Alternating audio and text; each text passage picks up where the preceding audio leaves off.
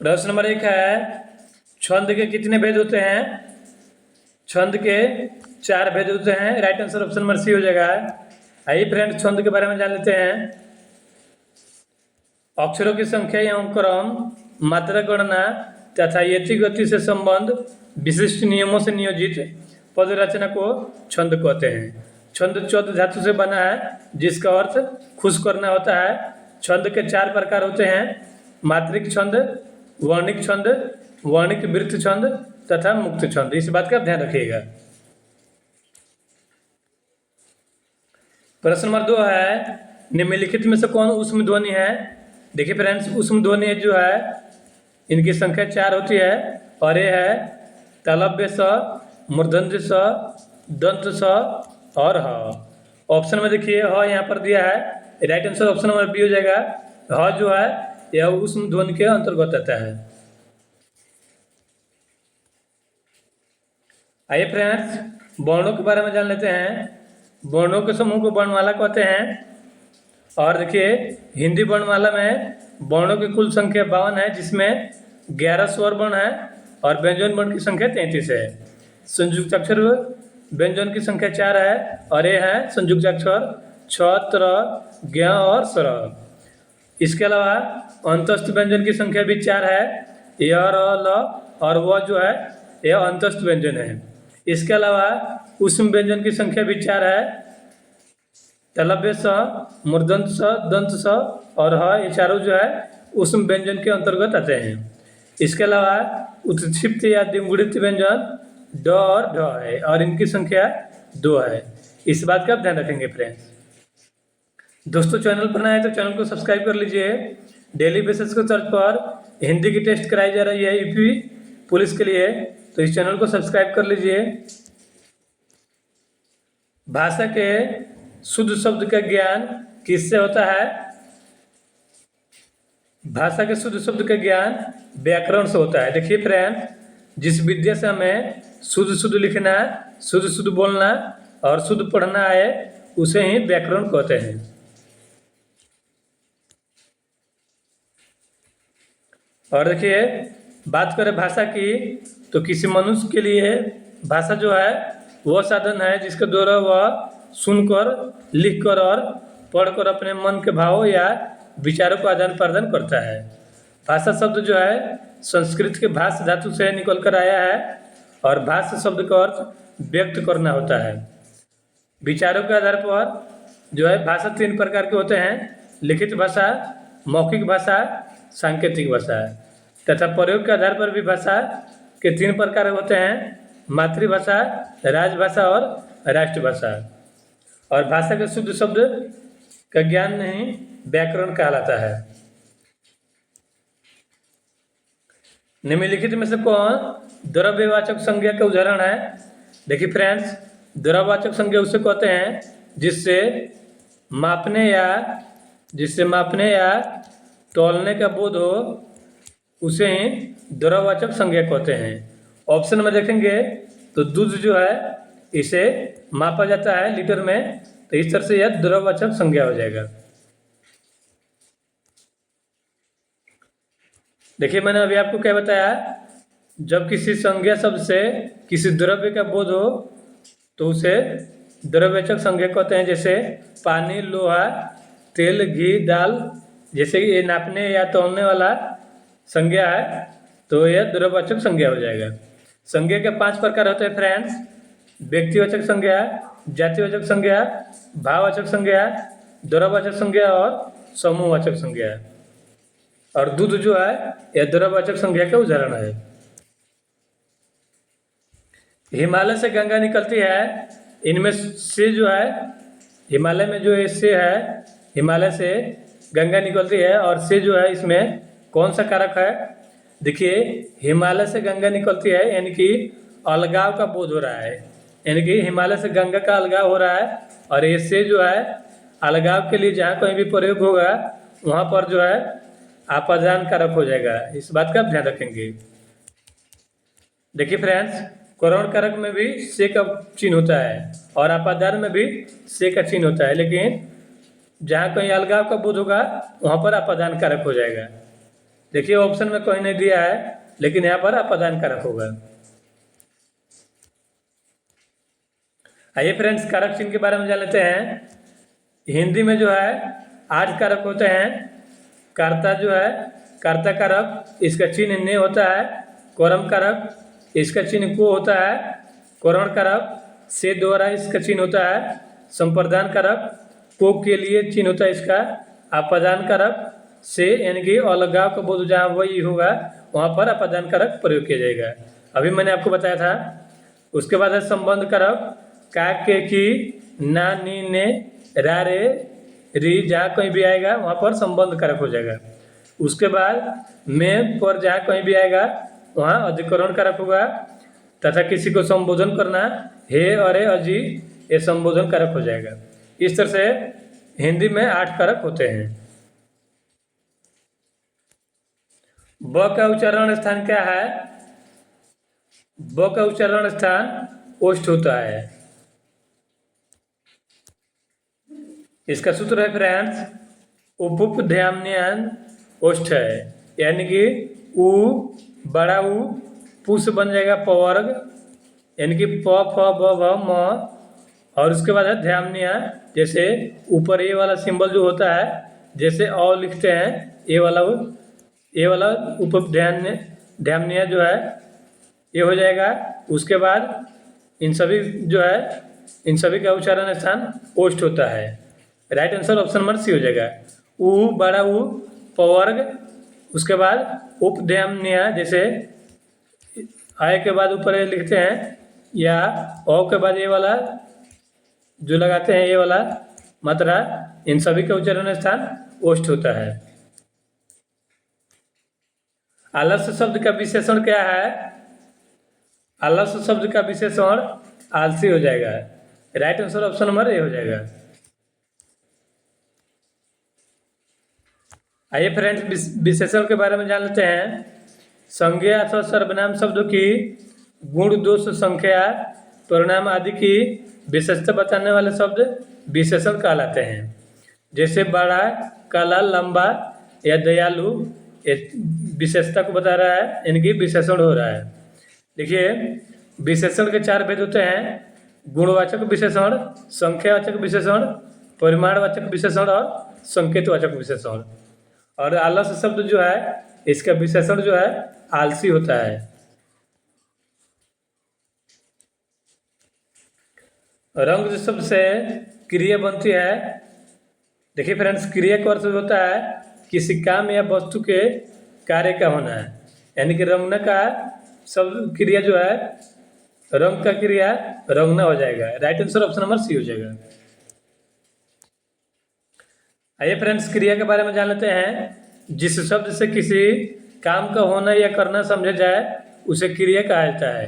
क्रिया के मुख्य 2 भेद होते हैं: सकर्मक क्रिया और अकर्मक क्रिया। और रंग शब्द से रंगना क्रिया बनेगा।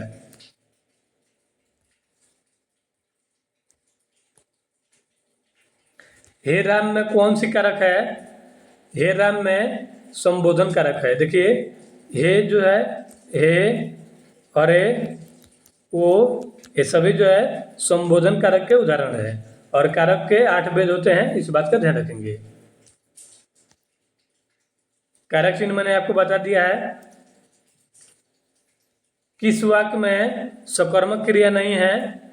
देखिए फ्रेंड्स, सकर्मक क्रिया उसे कहते हैं जिसमें क्रिया का कर्म और कर्ता पर फल पड़े, उसमें सकर्मक क्रिया होती है। जैसे देखिए सीता भोजन बना रही है, तो यह सकर्मक क्रिया का उदाहरण है, क्योंकि देखिए सीता जो है ये कर्ता है और भोजन जो है कर्म है और बना रही है यह क्रिया है, यानी कि क्रिया का कर्ता और कर्म दोनों पर फल पड़ रहा है। उसके बाद है राम खाना खा रहा है, तो राम क्रिया है, खाना जो है कर्म है और खा रहा है ये क्रिया हो रहा है, यानी कि ये भी सकर्मक क्रिया है। श्याम सोता है, तो देखिए श्याम जो है कर्ता है और देखिए श्याम रोता है शब्द है दोस्तों, सोता नहीं है।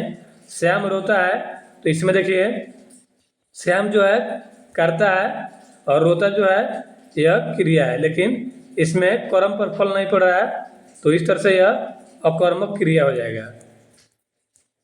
Right answer option number C हो जाएगा। श्याम रोता है, यह अकर्मक क्रिया है, न कि सकर्मक है। आइए फ्रेंड्स, सकर्मक क्रिया और अकर्मक क्रिया में अंतर जान लेते हैं। सकर्मक क्रियाएं वो क्रियाएं हैं जो प्रत्यक्ष वस्तु का बोध कराती हैं या प्रत्यक्ष वस्तु का प्रयोग करती हैं। जैसे कि सूरज ने पुस्तक पढ़ी, यहाँ पर सूरज करता है और पुस्तक जो है कर्म है, और पढ़ी जो है यह क्रिया है, यानी कि सूरज द्वारा पुस्तक पढ़ना यह सकर्मक क्रिया का उदाहरण है। उसके बाद है अकर्मक क्रियाएं। अकर्मक क्रियाएं वो क्रियाएं हैं जिनमें प्रत्यक्ष वस्तु का उपयोग नहीं होता है। जैसे कि सूरज ने पुस्तक नहीं पढ़ी, यहाँ पर सूरज करता है, पुस्तक कर्म है, लेकिन नहीं पढ़ी अकर्मक क्रिया हो जाएगी। यानी कि देखिए, क्रिया का कर्ता और कर्म पर फल नहीं पड़ रहा है जहाँ पर, वहाँ अकर्मक क्रिया हो जाएंगी। और जहाँ पर कर्ता और कर्म पर देखिए, जहाँ कर्ता और कर्म पर क्रिया का फल पड़े, वहाँ सकर्मक क्रिया होगी। प्रश्न नंबर 11 है, जिस शब्द से किसी काम का होना या करना समझा जाए उसे क्या कहते हैं? उसे कहते हैं क्रिया। और क्रिया के दो भेद होते हैं, सकर्मक क्रिया तथा अकर्मक क्रिया। क का उच्चारण स्थान क्या है? क का उच्चारण स्थान कंठ होता है। और देखिए फ्रेंड्स, इसे याद करने का ट्रिक होता है अपु विसर्जनीय नाम कंठ, यानी कि अ आ कु से बन जाएगा क वर्ग, यानी कि क ख ग घ अंग, तथा ह और विसर्ग, इन सभी का उच्चारण स्थान कंठ होता है। Right answer option number A हो जाएगा। हिंदी वर्णमाला में स्वर वर्णों की संख्या कितनी है? हिंदी वर्णमाला में स्वर वर्णों की संख्या 11 है।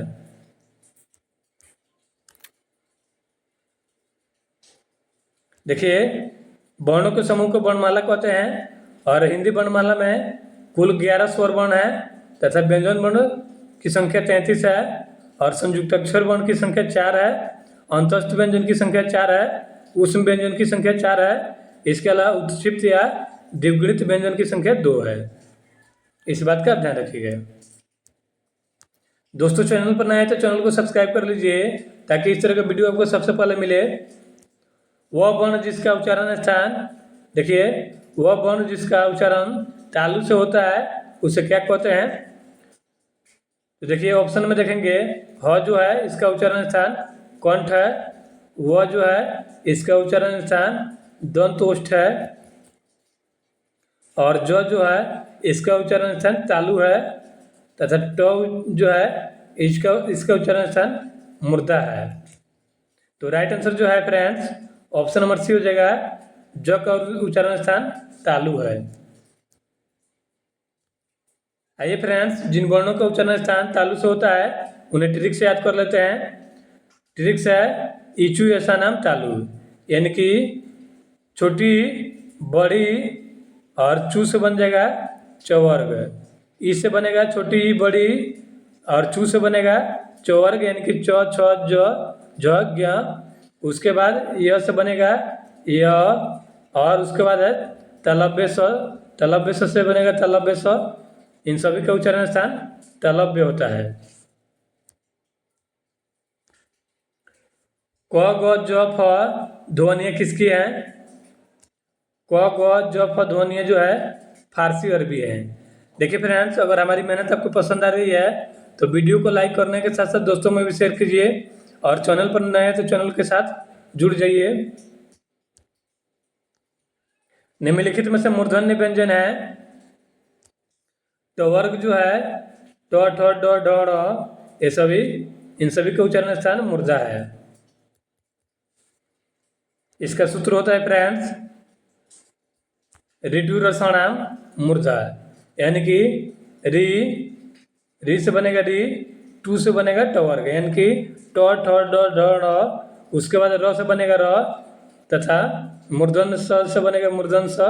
इन सभी का उच्चारण स्थान मूर्धा है। Right answer option number C हो जाएगा। आय का उच्चारण स्थान क्या है? आय का उच्चारण स्थान कंठतालव्य है। Right answer option number C हो जाएगा। आइए फ्रेंड्स जान लेते हैं, इसका सूत्र होता है एदैतो कंठतालु। ए और आय का उच्चारण स्थान कंठतालु होता है। इनमें कौन अंतस्थ व्यंजन है? य, र, ल, व जो है यह अंतस्थ व्यंजन है और इनकी संख्या 4 है।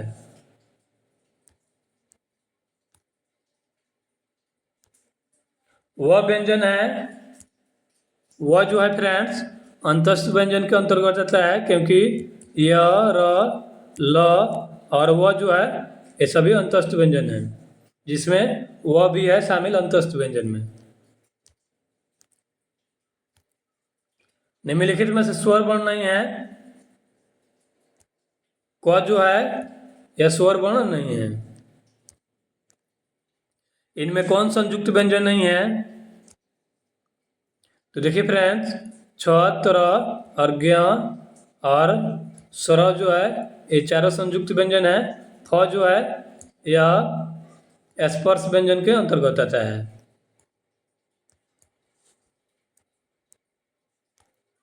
निम्न में से कौन ट वर्ग में नहीं है? ध जो है ये ट वर्ग में नहीं है, यह त वर्ग का उदाहरण है। डॉक्टर शब्द कौन सा है? डॉक्टर शब्द विदेशी शब्द है। किसी व्यक्ति, वस्तु या स्थान के नाम को क्या कहते हैं? उसे कहते हैं संज्ञा। रिक्शा किस भाषा का शब्द है? रिक्शा जो है जापानी भाषा का शब्द है। आपके लिए प्रश्न है फ्रेंड्स, निम्नलिखित में से कौन स्पर्श व्यंजन है? कमेंट करके बताइएगा। तथा चैनल पर नए हैं तो चैनल को सब्सक्राइब कर लीजिए फ्रेंड्स।